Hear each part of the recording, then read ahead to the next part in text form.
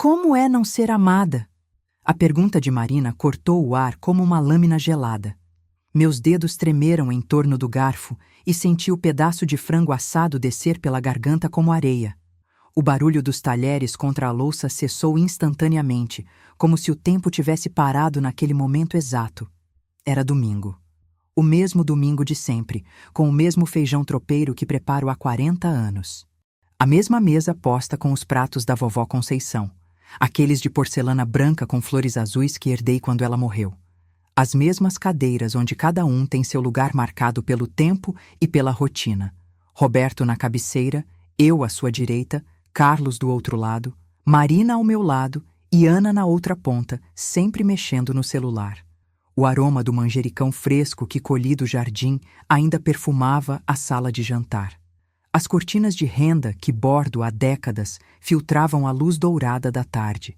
Tudo estava exatamente como deveria estar num domingo em família. Mas algo havia mudado para sempre. Marina, minha nora há 15 anos, me olhava com uma expressão que nunca havia visto antes. Não era raiva, não era desprezo, era pena. Havia algo nos olhos castanhos dela que me deixou completamente desarmada, vulnerável de uma forma que não conseguia compreender. Desculpa, sogra, foi mal colocado. Ela desviou o olhar rapidamente, mexendo nervosamente na salada que mal havia tocado, como se as folhas de alface fossem a coisa mais interessante do mundo. Meu filho Carlos continuou cortando a carne como se nada tivesse acontecido. A mesma meticulosidade de sempre, pedaços uniformes, nada poderia tirá-lo da sua concentração dominical. Meu marido Roberto folheava o caderno de esportes do jornal, alheio a tudo, como se existisse uma bolha invisível ao redor dele que bloqueava qualquer perturbação externa. A neta Ana, de 16 anos, me lançou um olhar de compreensão que me partiu o coração. Aqueles olhos verdes iguais aos meus, mas ainda brilhantes de juventude e possibilidades, pareciam enxergar direto através da minha alma. Era como se ela fosse a única pessoa naquela mesa que realmente me via.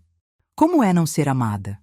A pergunta ecoava na minha mente enquanto fingia que nada havia acontecido. Sorri. Aquele sorriso automático que uso há décadas.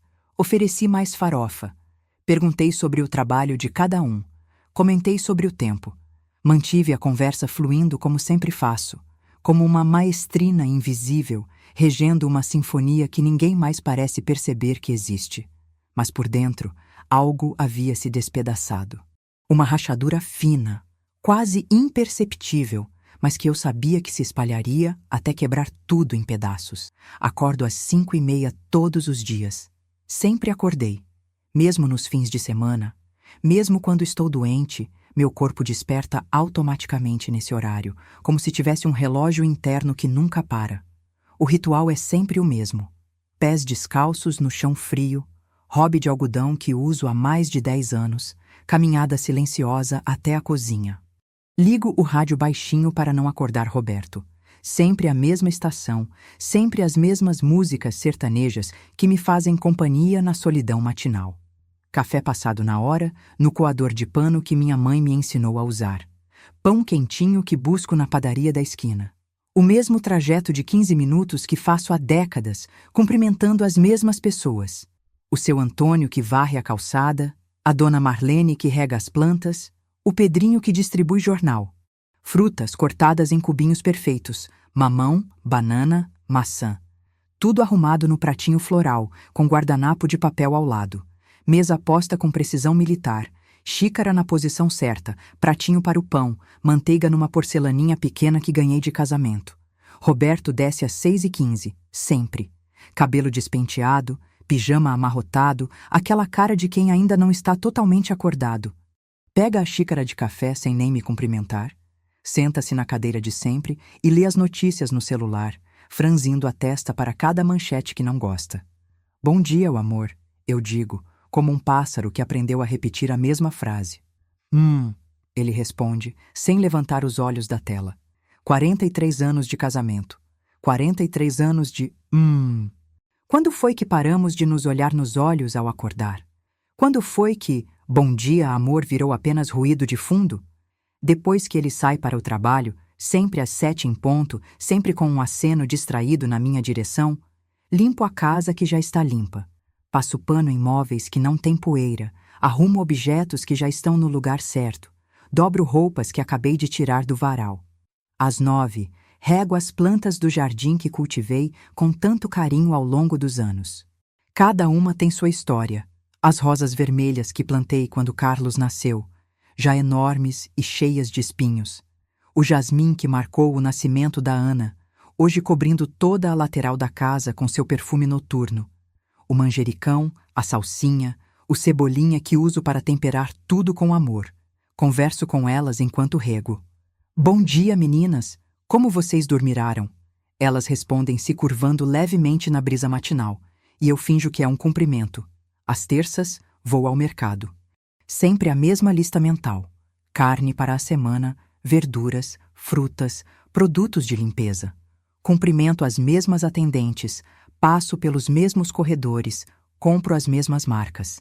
A rotina me acalma e me sufoca ao mesmo tempo. Às quartas, marco algumas roupas que precisam de ajustes na minha máquina de costura Singer antiga, herança da vovó. Ela ainda funciona perfeitamente, com aquele barulhinho ritmado que me hipnotiza. Às vezes passo horas costurando, perdida nos meus pensamentos, criando concertos invisíveis em roupas que ninguém repara. Às quintas, visito minha irmã Teresa. Tomamos café, conversamos sobre os filhos, reclamamos dos maridos, comentamos sobre as vizinhas. São as únicas horas da semana em que me sinto realmente ouvida, onde minhas palavras têm peso e importância.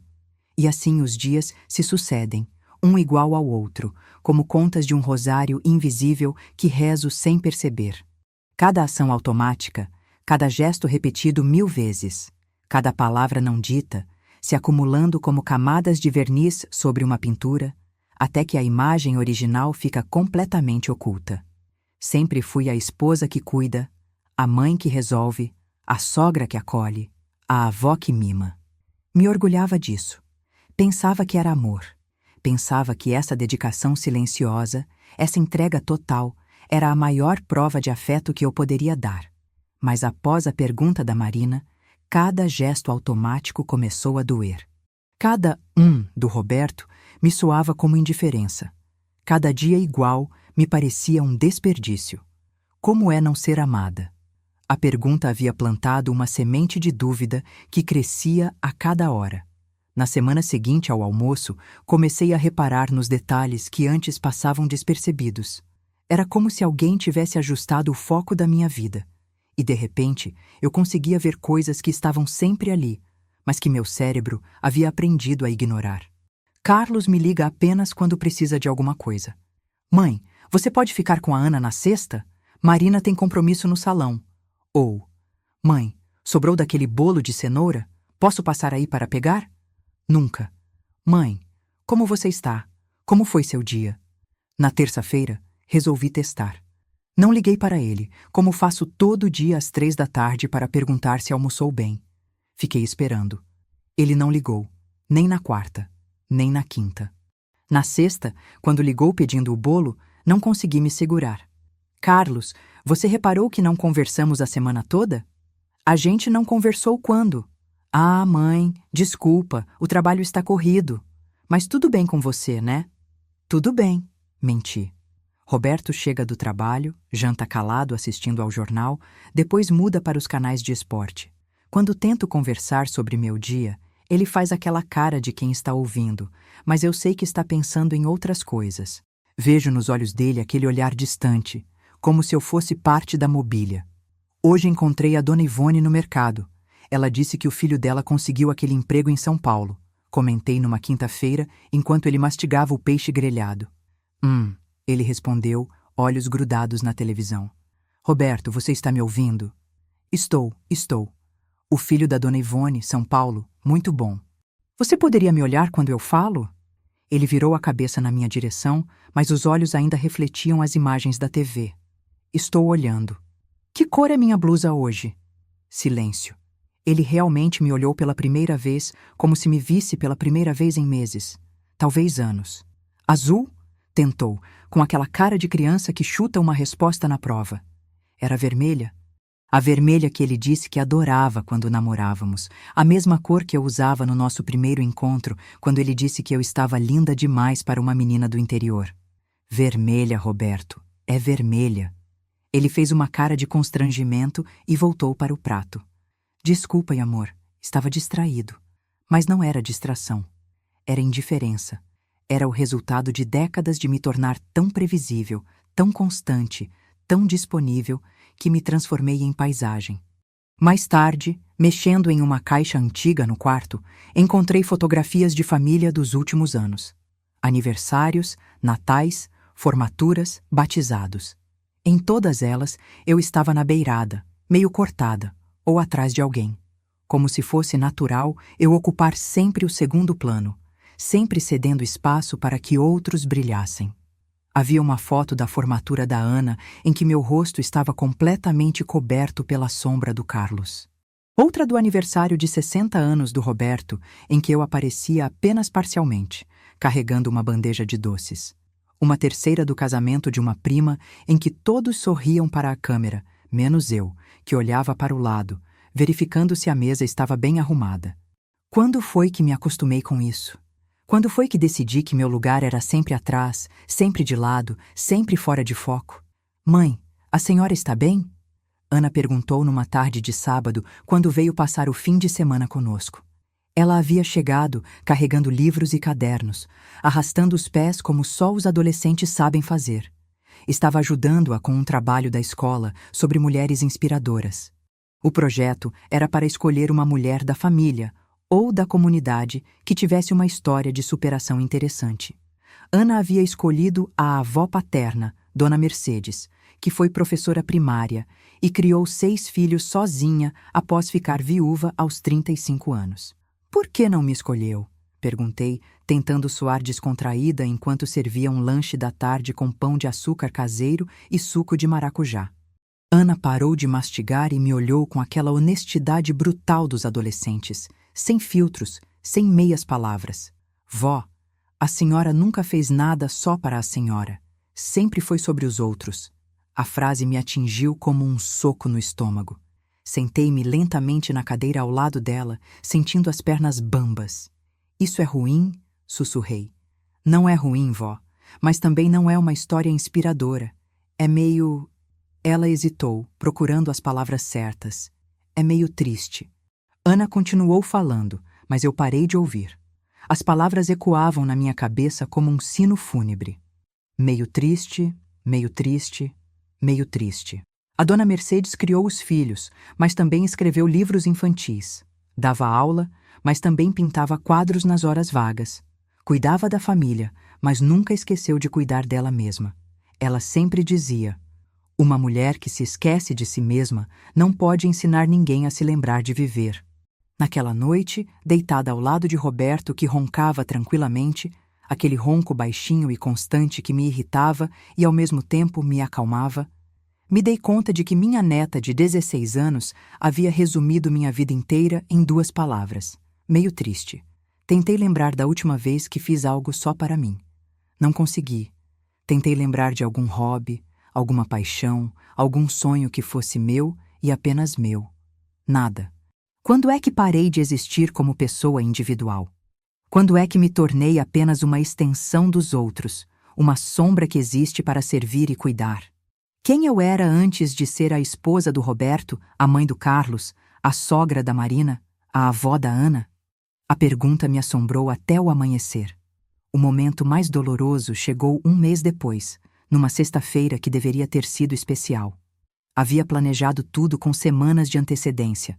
Uma festa de aniversário surpresa para Roberto. 68 anos.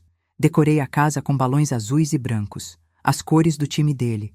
Preparei todos os pratos que ele mais gosta: feijoada completa, farofa de banana, couve refogada, caipirinha com limão da árvore do quintal. Passei 3 dias cozinhando. Liguei para todos os amigos dele, para os colegas de trabalho, para os parentes. Comprei uma camisa nova para ele usar, mandei fazer um bolo personalizado com a foto do time de futebol que torce desde criança. Cheguei a acordar às 4 da manhã para que tudo ficasse perfeito.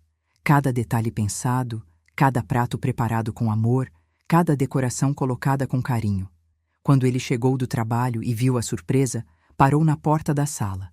Por um momento, pensei que fosse chorar de emoção. Em vez disso, ele sorriu educadamente, aquele sorriso que usamos com conhecidos, não com pessoas que amamos, e disse: "Não precisava ter se incomodado, Helena." Incomodado. A palavra me atingiu como um tapa. 43 anos de casamento. E ele achava que demonstrar amor era um incômodo. Durante a festa, observei tudo de longe, como se estivesse assistindo a um filme da minha própria vida.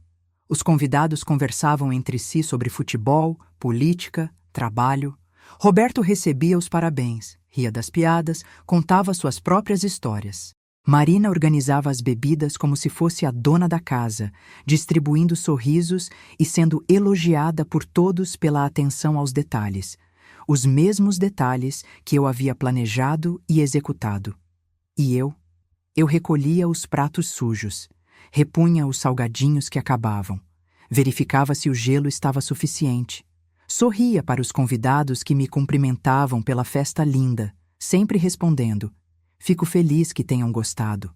Mas ninguém parecia notar que eu era a responsável por toda aquela alegria. Eu era invisível no meio da minha própria criação, como um fantasma que movimenta objetos sem ser visto. Às 11 da noite, depois que todos foram embora, com abraços calorosos no Roberto, cumprimentos educados em mim, comecei a recolher os destroços da festa.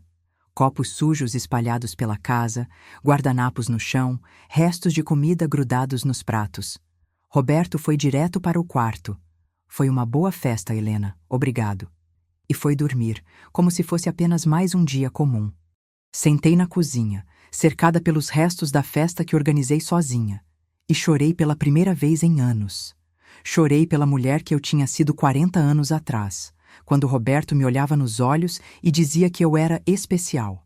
Chorei pela mulher que nunca me permiti ser, pelos sonhos que engoli para fazer os sonhos dos outros se realizarem. Chorei por cada "obrigada, mãe" que nunca veio, por cada "te amo" que virou rotina vazia, por cada gesto de amor que foi interpretado como obrigação. Chorei até não ter mais lágrimas, até a casa ficar completamente silenciosa, até perceber que, mesmo chorando, eu fazia silêncio para não incomodar o sono dos outros. Como é não ser amada? Agora eu sabia. É exatamente assim. É dar tudo de si e descobrir que isso não é visto como generosidade, mas como serviço. É existir para os outros até deixar de existir para si mesma. Os dias seguintes passaram numa névoa estranha, como se eu estivesse vivendo debaixo d'água. Tudo parecia distante, abafado, irreal. Continuei fazendo tudo como sempre. Café da manhã às 6, limpeza da casa, almoço, jantar, arrumação noturna, mas era como se estivesse vendo minha vida de fora, assistindo a uma peça de teatro da qual não conseguia mais me lembrar do roteiro.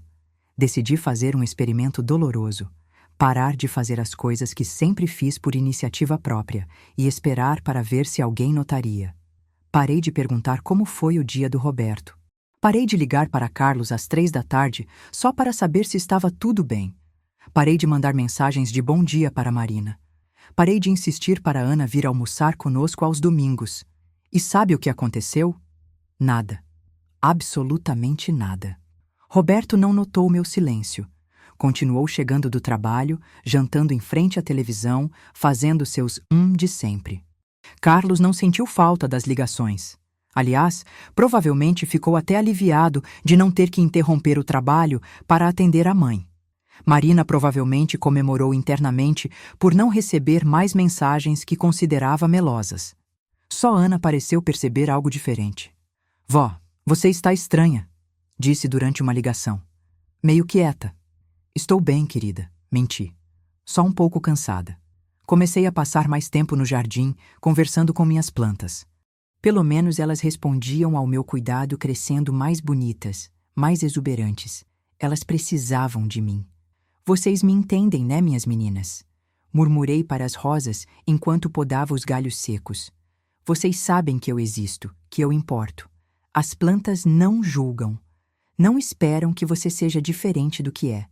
Não ignoram seus cuidados como se fossem obrigação natural. Respondem com flores, com folhas verdes, com perfume no ar. Uma manhã, estava regando os vasinhos da varanda quando a vizinha Dona Célia apareceu na cerca que separa nossos quintais. Helena, você está bem? Ando te achando meio tristinha ultimamente. Foi a primeira pessoa em semanas que realmente me viu, que notou meu estado, que se importou o suficiente para perguntar. Desabei em lágrimas ali mesmo, em pé, segurando meu regador como se fosse uma bengala. As lágrimas caíam sobre as plantas aos meus pés, e eu pensei que, pelo menos, elas aproveitas riam minha tristeza como adubo. Célia, eu acho que me perdi pelo caminho.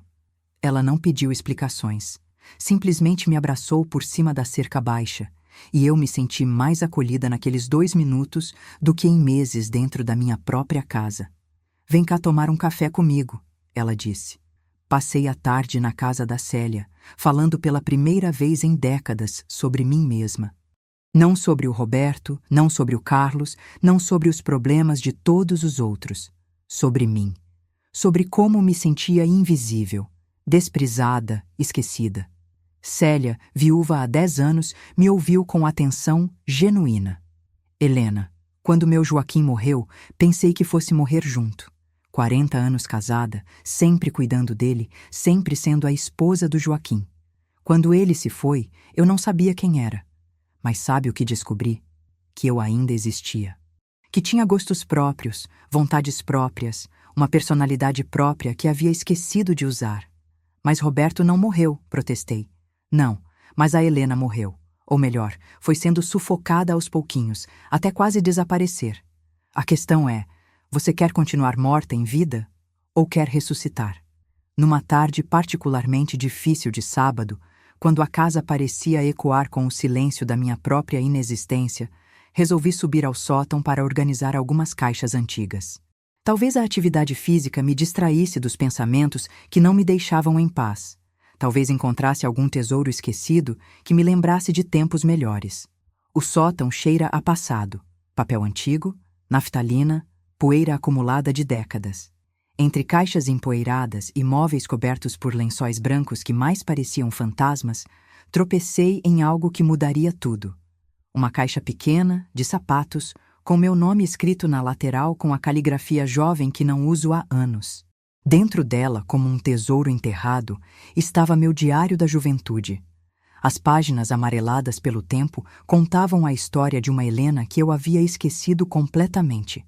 Uma jovem de 20 e poucos anos, cheia de sonhos grandiosos, planos audaciosos, opiniões firmes sobre tudo e todos. 15 de março, 1978. Hoje decidi que vou aprender a pintar. Sempre quis capturar a luz do entardecer no quintal da mamãe, aquela luz dourada que faz tudo parecer mágico. Vou pedir para o papai me dar telas e tintas no meu aniversário. Meu coração disparou. Eu havia esquecido completamente dessa paixão. Quando foi que parei de reparar na luz dourada do entardecer? 3 de abril, 1978. Roberto me pediu em namoro hoje. Estou nas nuvens, mas deixei bem claro que não vou desistir dos meus estudos. Uma mulher precisa ter suas próprias conquistas, suas próprias realizações. Não quero ser apenas a namorada de alguém. Ri amargamente.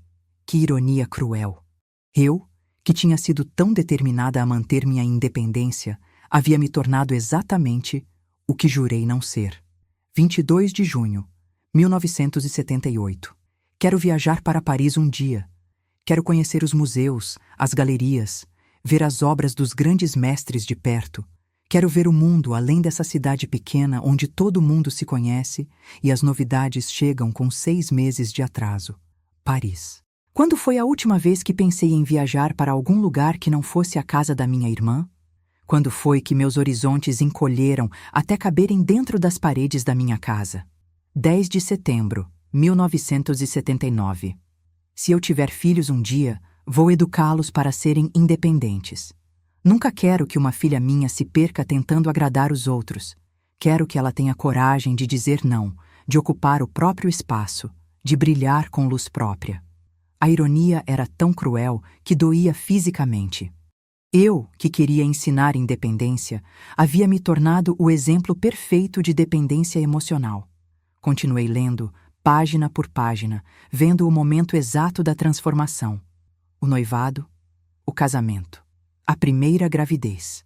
As responsabilidades que se acumularam como camadas de tinta, cobrindo minha verdadeira personalidade, até que a Helena original desapareceu completamente sob camadas e camadas de expectativas sociais e papéis que assumi. Não foi culpa de ninguém específico. Roberto nunca me proibiu de pintar. Carlos nunca pediu para eu desistir dos meus sonhos. Foi uma morte lenta, silenciosa, socialmente aceita. A morte da individualidade em nome do amor familiar. Cada não posso, tenho que cuidar da casa. Cada depois, quando as crianças crescerem.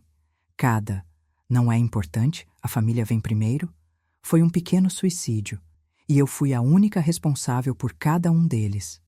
Fechei o diário e desci as escadas com as pernas bambas, segurando o livro contra o peito, como se fosse uma criança perdida que finalmente havia encontrado. Precisava encontrar aquela Helena de volta.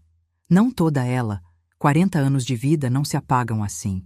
Mas pelo menos alguns pedaços, alguns fiapos daquela mulher vibrante que um dia fui. Na manhã seguinte, fiz algo que não fazia há décadas. Tomei uma decisão importante sem consultar ninguém. Sentada à mesa da cozinha com meu café ainda fumegante, abri o notebook que Ana me deu no Natal passado e que mal sabia usar. Depois de 20 minutos lutando com senhas e cliques, finalmente consegui acessar a internet. Procurei por aulas de pintura na nossa cidade. Vários resultados apareceram, mas um me chamou a atenção. Centro Cultural Municipal, pintura para iniciantes, terças e quintas das 14 horas às 16 horas. Terças e quintas. Exatamente o horário em que costumava visitar Teresa e fazer os ajustes de costura. Por um momento, hesitei.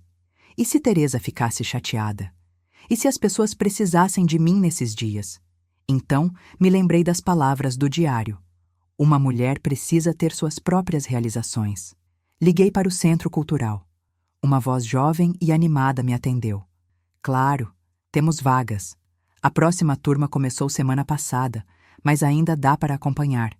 A professora é a Beatriz, uma amor de pessoa. A senhora vai adorar. E qual é o valor? Perguntei.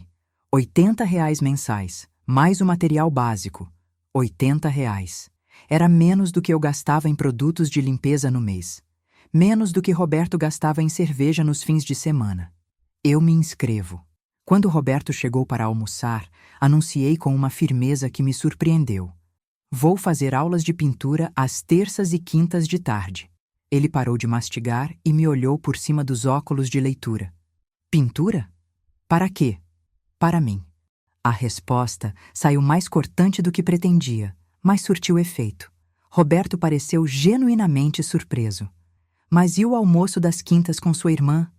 Teresa vai ter que se adaptar. Ou podemos mudar para sextas. E quem vai fazer os concertos de roupas das quartas? Posso fazer no sábado. Ou as pessoas podem esperar mais uma semana. Ele balançou a cabeça, claramente achando que era coisa de velha, uma fase que passaria logo. Se você acha que vai gostar, disse voltando para o prato. Mas eu sabia que não era fase. Era revolução. Pequena, silenciosa, pessoal, mas revolução mesmo assim. Na quinta-feira, às 14h, entrei no Centro Cultural com as mãos suando frio. Havia comprado um caderno de desenho, lápis, uma caixa pequena de tinta guache. Nada muito elaborado, apenas o suficiente para começar. A sala de aula cheirava a tinta e criatividade. Havia umas 15 pessoas, a maioria mulheres da minha idade ou um pouco mais novas. Todas pareciam saber o que estavam fazendo. Todas tinham materiais profissionais, pincéis organizados, paletas coloridas. Eu me senti deslocada, velha, inadequada. A professora Beatriz se aproximou. Era uma senhora de cabelos grisalhos, presos num coque desalinhado, óculos coloridos pendurados no peito, roupas manchadas de tinta que pareciam contar histórias de criações passadas. Você deve ser a Helena. Que bom que veio. Não se preocupe com nada. Vamos devagar. Na primeira tentativa, minha mão tremia tanto que mal consegui segurar o pincel. O que era para ser uma árvore saiu parecendo uma mancha verde disforme. As outras alunas pintavam paisagens reconhecíveis, enquanto eu lutava para fazer uma linha reta. Nervosa? Beatriz perguntou, se aproximando da minha tela. Há 40 anos, respondi, sem pensar. Ela riu. Então está na hora, não acha? Arte não é sobre perfeição, é sobre expressar o que está aqui dentro, disse, tocando o peito. E pelo que vejo, você tem muito para expressar. E ali, misturando as primeiras cores numa paleta virgem, senti algo que não sentia há muito tempo. Empolgação pura, sem culpa, sem pensar em mais ninguém além de mim mesma. A terceira aula de pintura trouxe uma surpresa que mudaria tudo. Helena! Helena Cardoso? Virei-me e dei de cara com Lucinha, minha melhor amiga dos tempos de colégio. Não nos víamos há mais de 20 anos, desde que os filhos nasceram e cada uma mergulhou na própria vida, perdendo contato gradualmente. Lucinha, não acredito. Ela estava completamente diferente da garota tímida que eu lembrava. Cabelos curtos, pintados de loiro acobreado, roupas coloridas e despojadas, uma energia vibrante que irradiava dela como luz solar. Você sumiu da face da terra, disse, me abraçando com força. Quantas vezes passei na frente da sua casa querendo tocar a campainha, mas sempre achava que você devia estar ocupada com a família. Me casei, virei mãe, virei sogra. Você sabe como é. Sei sim, passei por isso também. Mas quando meu casamento acabou há 10 anos, decidi que era hora de voltar a ser eu mesma. Durante o intervalo da aula, sentamos no pequeno jardim do Centro Cultural e Lucinha me contou sua história. Divorciou-se aos 50, após descobrir que o marido há anos mantinha um relacionamento paralelo. Em vez de se vitimizar, voltou a estudar, fez faculdade de artes visuais, montou uma pequena loja de artesanato no centro da cidade.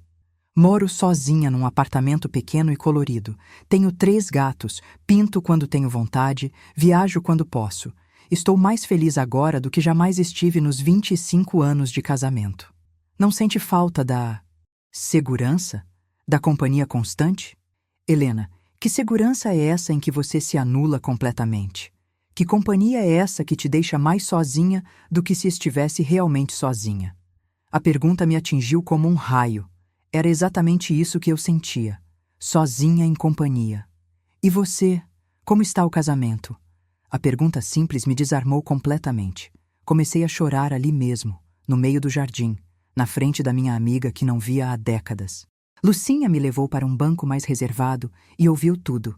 A pergunta cruel da Marina, a sensação de invisibilidade que crescia a cada dia, a descoberta do diário, a dor de perceber que havia me perdido completamente no processo de cuidar dos outros. Helena, ela disse, segurando minhas mãos com firmeza, você não precisa se divorciar para se reencontrar. Mas precisa decidir, vai continuar sendo uma sombra ou vai voltar a ser protagonista da sua própria vida? Mas e se for tarde demais? E se eu já não conseguir mais ser diferente? Olha para mim, disse, apontando para si mesma. Eu recomecei aos 50. Você tem 68. E daí? Você tem pelo menos 20 anos pela frente. Que diferença faz se você vai viver esses 20 anos como sombra ou como protagonista? Essa pergunta ecoou na minha cabeça durante toda a semana. No sábado seguinte, pela primeira vez em anos, saí sozinha. Disse para Roberto que ia ao centro fazer umas compras e acabei passeando pelas ruas da cidade com olhos curiosos, como uma turista na própria terra. Entrei em lojas que nunca havia visitado. Comprei uma blusa colorida só porque gostei dela. Almocei num restaurante pequeno, lendo um livro que peguei emprestado na biblioteca. Pela primeira vez em décadas, passei horas sem pensar em mais ninguém além de mim mesma. Quando cheguei em casa no final da tarde, Roberto perguntou: comprou o quê? Comprei tempo para mim, respondi. Ele me olhou como se eu estivesse falando uma língua estrangeira. Encorajada pela experiência do sábado e pelas conversas com Lucinha, comecei uma série de pequenas revoluções domésticas. Na primeira semana, mudei o cardápio do domingo sem consultar ninguém. Em vez do tradicional frango assado com farofa que preparava há 40 anos, fiz uma lasanha de berinjela que havia visto numa revista e sempre quis experimentar. Quando Roberto desceu e viu a mesa posta de forma diferente, com pratos fundos em vez dos rasos de sempre, franziu a testa. Onde está o frango? Hoje é lasanha.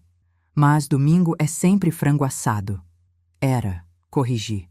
Hoje é minha vez de escolher o que cozinhar. Carlos chegou com Marina e Ana e a reação foi imediata. Que cheiro diferente, Carlos comentou. Sua mãe resolveu inovar, Roberto disse, num tom que deixava claro sua desaprovação. Mas a lasanha foi um sucesso. Ana pediu bis, Marina elogiou o sabor e até Carlos admitiu que estava gostosa. Roberto comeu em silêncio, mas limpou o prato. Posso ter a receita, sogra? Marina perguntou. Foi a primeira vez em anos que ela me pediu alguma coisa relacionada à cozinha. Senti uma pequena vitória. Na segunda semana, fiz outra revolução. Comprei roupas para mim. Não roupas práticas para trabalhar em casa, camisetas largas e calças de moletom, mas blusas femininas que realçavam minha figura, uma saia rodada que me fazia sentir jovem de novo, um vestido azul que combinava com meus olhos. Gastei mais dinheiro em roupas numa tarde do que havia gastado em 5 anos, e não senti culpa. Quando cheguei em casa carregando sacolas, Roberto comentou: gastou todo o dinheiro da aposentadoria? Gastei o dinheiro que economizei não comprando nada para mim durante 40 anos, retruquei. Na quinta-feira seguinte, apareci na aula de pintura usando o vestido azul novo. Beatriz me elogiou, Lucinha disse que eu estava radiante, outras colegas comentaram sobre minha mudança de visual. Você está diferente, Helena, disse Dona Márcia, uma colega de aula. Mais viva. Era exatamente isso que eu estava sentindo. Mais viva. Na terceira semana, fiz a revolução mais ousada. Reorganizei a sala de estar. Roberto estava viajando a trabalho, coisa rara, mas que acontecia uma vez ou outra. Então aproveitei para mover alguns móveis pesados. Tirei o sofá gigante que ocupava metade da sala e o encostei numa parede diferente. Criei um cantinho perto da janela grande onde coloquei uma mesinha pequena, uma cadeira confortável e organizei meu material de pintura.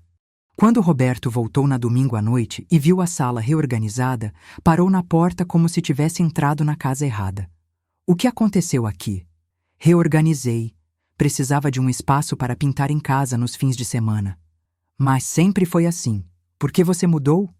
40 anos é tempo suficiente para um arranjo de móveis, respondi, continuando a pintar uma paisagem que tinha em mente, uma releitura daquela luz dourada do entardecer que mencionara no diário.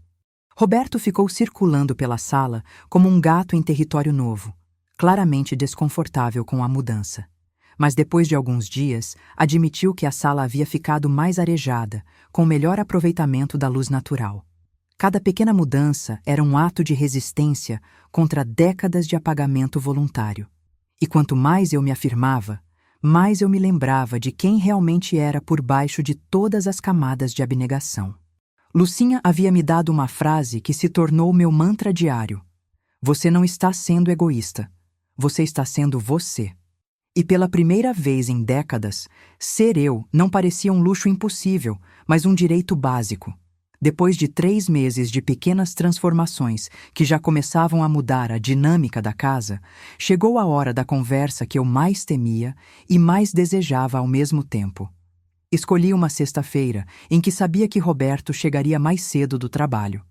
Preparei um jantar especial, não uma festa pomposa como o aniversário desastroso, mas um momento cuidadosamente planejado para intimidade e conversa profunda. Fiz seu prato favorito da juventude, bife à parmegiana com arroz branco e batata frita, igual ao que comemos no nosso primeiro encontro num restaurante simples do centro da cidade. Acendi velas, coloquei uma música suave, Roberto Carlos, que tocava no rádio quando nos conhecemos. Vesti o vestido azul novo e me maquiei levemente. Há anos não fazia isso para um jantar em casa. Quando Roberto chegou e viu a mesa arrumada com esmero, os pratos bonitos que só usávamos em ocasiões especiais, as velas cintilando, parou na porta da sala de jantar. Que data especial é hoje? Esqueci algum aniversário? É a data em que sua esposa decidiu lutar pelo nosso casamento. Ele me olhou com uma expressão que misturava confusão e curiosidade, como se estivesse tentando decifrar um enigma. Sentou-se lentamente na cadeira de sempre, mas desta vez realmente me olhou, como se me visse pela primeira vez em anos. Durante o jantar, falei. Falei sobre a pergunta cruel da Marina que havia despertado minha reflexão. Falei sobre como me senti invisível ao longo dos anos, sobre os sonhos que abandonei gradualmente, sobre a mulher vibrante que eu tinha sido e que queria voltar a ser. Roberto me ouviu em silêncio, realmente me ouviu. Vi em seus olhos uma atenção que não recebia há décadas. Às vezes ele abria a boca como se fosse interromper, mas pensava melhor e continuava ouvindo. Eu não sabia, disse finalmente quando terminei de falar. Pensava que você estava feliz. Você sempre pareceu satisfeita com nossa vida. Eu pensei que estar resignada era o mesmo que estar feliz, respondi. Confundi conformismo com contentamento. Mas eu sempre te tratei bem. Nunca te proibi de fazer nada. Roberto, você não precisa proibir explicitamente.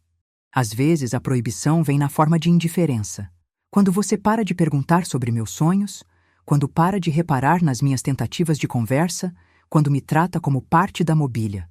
Vi algo se quebrar nos olhos dele. Uma percepção dolorosa de como nossa relação havia se deteriorado sem que nenhum dos dois percebesse conscientemente. E o que você quer agora? Perguntou. E pela primeira vez em anos, ouvi real interesse na pergunta. Quero que você me veja. Quero que você se interesse pela minha vida, pelos meus sonhos, pelas minhas opiniões. Quero que você me ame não apenas pelo que eu faço por você, mas por quem eu sou. Quero que tenhamos conversas de verdade, não apenas troca de informações práticas. E se eu não souber como fazer isso? São 40 anos de hábito, Helena. Então vamos aprender juntos. Eu também preciso aprender a ocupar meu espaço, a expressar minhas vontades, a ser interessante em vez de apenas útil. Ele esticou a mão por cima da mesa e tocou a minha, um gesto simples que não fazia há meses. Eu te amo, Helena. Sempre amei. Mas talvez tenha me acomodado, achando que demonstrar amor era desnecessário porque você sabia. Saber não basta, Roberto. Uma planta pode saber que você gosta dela, mas se você parar de regá-la, ela murcha e morre. Ele apertou minha mão. Então me ensina como regar nossa planta de novo. Foi o começo de uma reconquista que levaria meses, mas que começou naquela noite, com duas pessoas de 60 e poucos anos, decidindo se redescobrirem como indivíduos e como casal. 2 meses depois da conversa transformadora com Roberto, chegou o momento que eu mais temia, o confronto necessário com Marina. Aproveitei um domingo em que Carlos havia saído com Ana para resolver questões relacionadas à escola, e Roberto estava no futebol com os amigos, uma atividade que havia retomado recentemente, incentivado por mim a ter seus próprios momentos de lazer. Marina havia ficado para me ajudar com a louça do almoço, ou melhor, para ficar mexendo no celular enquanto eu lavava tudo, como era nosso costume há anos. Mas desta vez seria diferente. Marina, preciso falar com você sobre algo importante. Ela levantou os olhos do telefone, surpresa com meu tom sério e determinado. Claro, sogra. O que foi? Sobre aquela pergunta que você me fez há alguns meses. Vi o desconforto imediato nos olhos dela. Seus ombros se enrijeceram, como uma defesa automática. Ah, sogra, eu já pedi desculpas por aquilo. Foi mal colocado, estava num dia ruim. Não foi mal colocado, interrompi, com uma firmeza que me surpreendeu. Foi cruel, e preciso entender por quê. Marina pôs o telefone sobre a mesa, claramente desconfortável. Começou a mexer numa das unhas, um tique nervoso que eu conhecia bem. Você tem alguma mágoa guardada contra mim? Algum ressentimento? Porque se tem, prefiro que conversemos abertamente do que continuar fingindo que está tudo bem. Ela ficou em silêncio por um longo momento, olhando para as próprias mãos. Eu esperei, exercitando a paciência que aprendi nas aulas de pintura. Às vezes é preciso aguardar que as cores se misturem naturalmente. Na verdade, começou e parou. Pode falar. Prefiro a verdade dolorosa à mentira confortável. Às vezes eu sinto raiva da forma como você aceita tudo. Como nunca reclama, nunca exige nada, nunca impõe limites. Minha mãe sempre foi assim também, e eu jurei que seria diferente. A confissão me atingiu como um soco, mas também como um alívio. Finalmente, a verdade por trás de anos de tratamento frio. Quando te vejo sendo tão submissa, vejo minha mãe. Vejo uma mulher que se anulou tanto que nem existe mais como pessoa. E isso me dá raiva e pena ao mesmo tempo. E você achou que me perguntando como era não ser amada, eu ia... O quê? Despertar? Reagir? Eu não sei o que pensei. Foi idiota. Mas às vezes você me irrita tanto que eu quero te sacudir e gritar: reage, reclama de alguma coisa, mostre que você existe. Ficamos em silêncio, olhando uma para a outra através da mesa da cozinha, onde havíamos compartilhado centenas de refeições em 15 anos. Marina, disse tocando sua mão, posso te fazer uma pergunta direta? Ela acenou com a cabeça. Você me respeita? A pergunta a pegou desprevenida. Vi lágrimas se formarem nos olhos dela. Eu admiro você, sogra. Sempre a admirei. Sua força, sua dedicação, seu amor incondicional pela família. Mas também tenho pena, e odiei ter pena de alguém que eu admiro. Finalmente entendi tudo. A raiva dela não era contra mim pessoalmente. Era contra o padrão que eu representava, contra um modelo de feminilidade que ela rejeitava, contra o destino que temia para si mesma. Você tem medo de virar como eu? Não perguntei. Afirmei. Tenho, ela admitiu, as lágrimas caindo livremente agora. Tenho medo de me perder cuidando dos outros. Tenho medo de acordar um dia e não saber quem sou além de esposa e mãe. E sabe qual é a ironia? Perguntei. Sua pergunta cruel me salvou. Me forçou a perceber que eu realmente havia desaparecido. E me fez decidir que não queria desaparecer mais. Marina me olhou com surpresa genuína. Você está diferente mesmo, disse. Mais presente. Marina, nunca é tarde demais para mudar. Nem para mim aos 68, nem para você aos 42. A diferença é que você ainda pode evitar se perder completamente. Como? Mantendo seus sonhos vivos, conversando sobre seus medos, não confundindo amor com autossacrifício. E, principalmente, lembrando que cuidar de si mesma não é egoísmo, é necessidade. Ela se levantou e me deu um abraço verdadeiro pela primeira vez em anos. Desculpa, sogra, por tudo. Não precisa pedir desculpas por me acordar para a vida. Respondi, retribuindo o abraço. Precisa é me prometer que vai cuidar para não precisar de uma pergunta cruel para despertar. O domingo seguinte foi completamente diferente de todos os outros dos últimos 40 anos. Acordei no mesmo horário de sempre, mas desta vez não corri para a cozinha. Fiquei alguns minutos deitada, olhando pela janela, planejando meu dia. Não apenas as tarefas que precisava cumprir, mas as coisas que queria fazer para mim. Tomei banho com calma, escolhi roupas com cuidado. Vesti a blusa nova, colorida, com flores pequenas que Ana disse que ficava linda em mim. Coloquei o colar de pedras coloridas que comprei numa feira de artesanato. Meu primeiro acessório comprado apenas porque me fez feliz. Pintei as unhas de um rosa claro e discreto. Passei um batom suave. Penteei os cabelos de forma diferente, mais solta, menos formal. Quando desci para preparar o almoço, Roberto estava na cozinha fazendo café. Você está linda hoje, disse, olhando realmente para mim. Obrigada, você também está bonito. E era verdade. Ele havia feito a barba com mais cuidado, vestido uma camisa social azul que realçava seus olhos.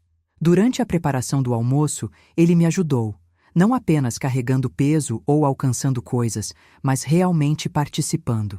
Descascou batatas enquanto conversávamos sobre meus progressos na pintura. Temperou a salada enquanto eu contava sobre o livro que estava lendo. Quando Carlos chegou com Marina e Ana, a dinâmica foi completamente diferente. Nossa, vó, você está linda! Ana exclamou genuinamente. Adorei esse cabelo. Roberto sorriu orgulhoso, como se fosse pessoalmente responsável pela minha beleza. Carlos pareceu realmente me ver pela primeira vez em meses.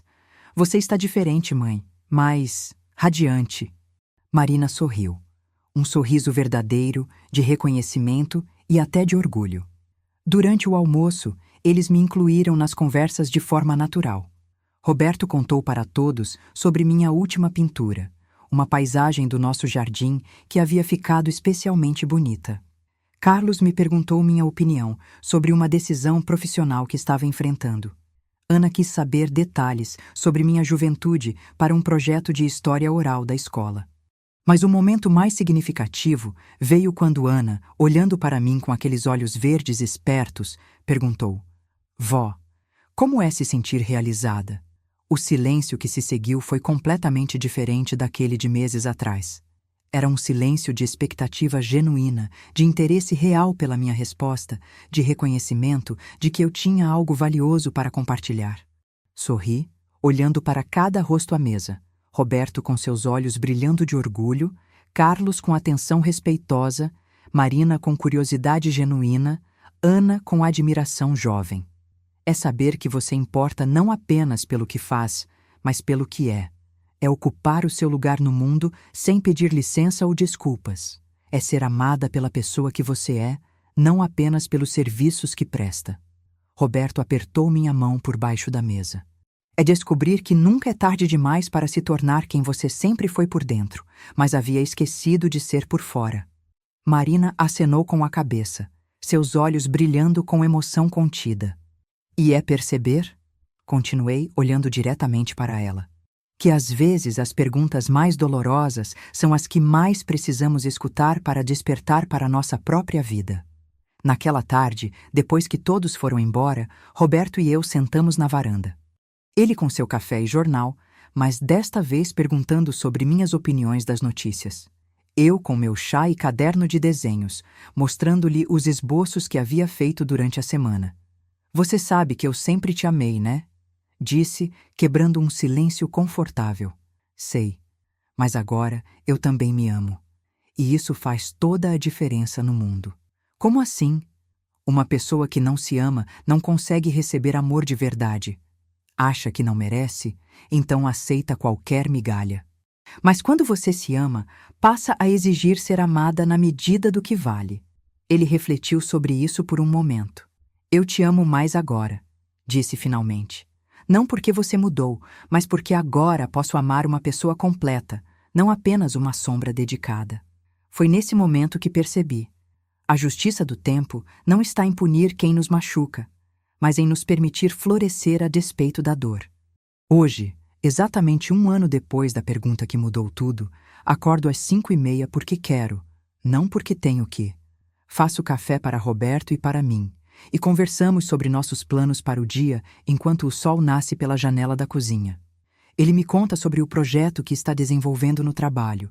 Eu falo sobre minha nova turma de pintura. Agora sou eu quem ensina outras mulheres a reencontrarem suas cores perdidas.